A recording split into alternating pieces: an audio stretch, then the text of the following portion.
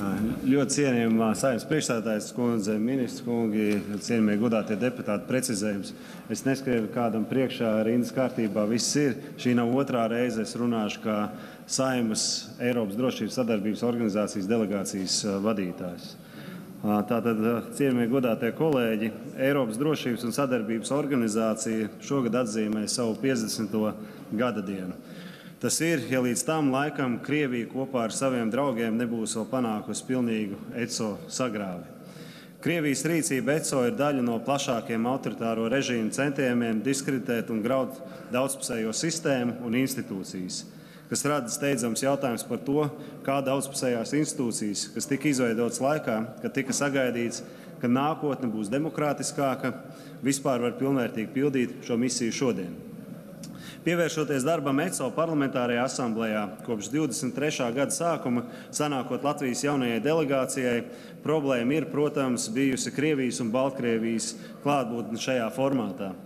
Tā bija kā ķīlas organizācija spējā vienoties, neskatoties uz 20 valstu, tostarp Latvijas aicinājumu liekt Krievijas delegācijai, kuras sastāvā ir sankcionēti Krievijas likumdevēji, ierasties Vīnē, Austrijā. Un Austrija iestājās par vīzu izsniegšanu. Lai gan Austriju par šo lēmumu masa kritizēja, Vīnē tika uzņemta Krievijas delegācija vairāku 10 pārstāvju izmērā. Par spīti šai bezprincipialitātes demonstrācijai mums kopā ar līdzīgi domājošām valstīm šajā formātā izdevies vienoties par kopīgu darbu un arī gūt zināms panākums. Tā piemēram, aktīvi darbojoties ECO parlamentārās asamblējas vadības komisijā, esam pārlauzuši valdošo samiernieciskumu un apātiju par apkārt, un tostarp arī organizācijā iekšēji notiekošo.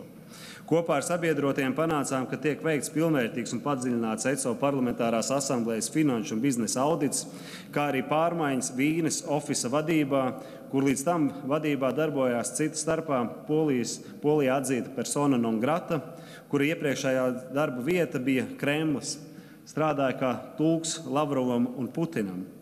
Uzsāks darbs pie organizācijas iekšējo noteikumu un procedūru izmaiņām, lai iestrādātu iespējas apturēt dalībvalstu balsstiesības gadījumos, ja tās rupji pārkāpj organizācijas statūtus un principus.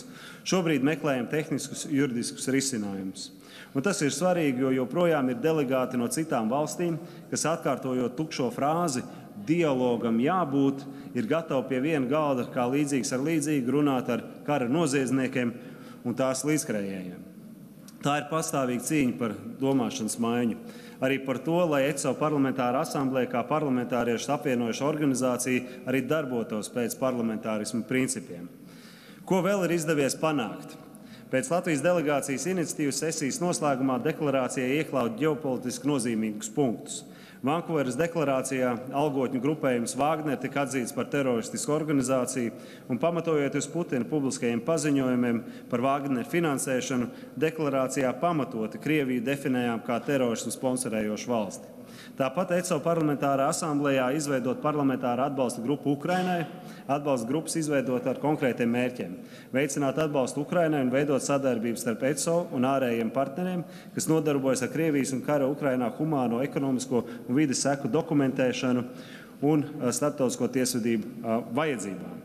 Tas nepieciešams, lai izveidotu un iedarbinātu mehānismus, ar kuriem panāksim Krievijas atbildības neizbēgamību par tās pastrādātiem noziegumiem Ukrainā.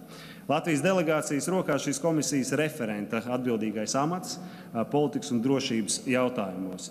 Tas ir gan liels pagodinājums, gan arī ļoti liela atbildība nodrošināt mērķu sasniegšanu, Krievijas atbildību par noziegumiem Ukrainā.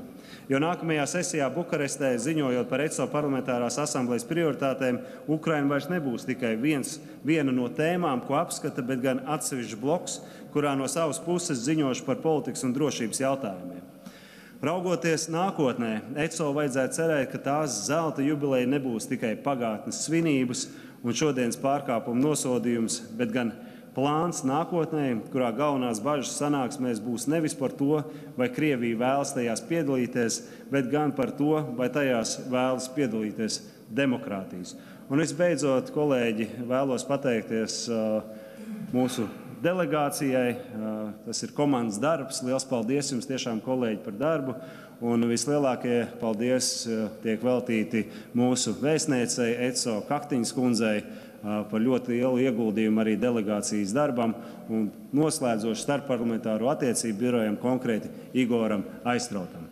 Turpināsim strādāt. Paldies! Paldies!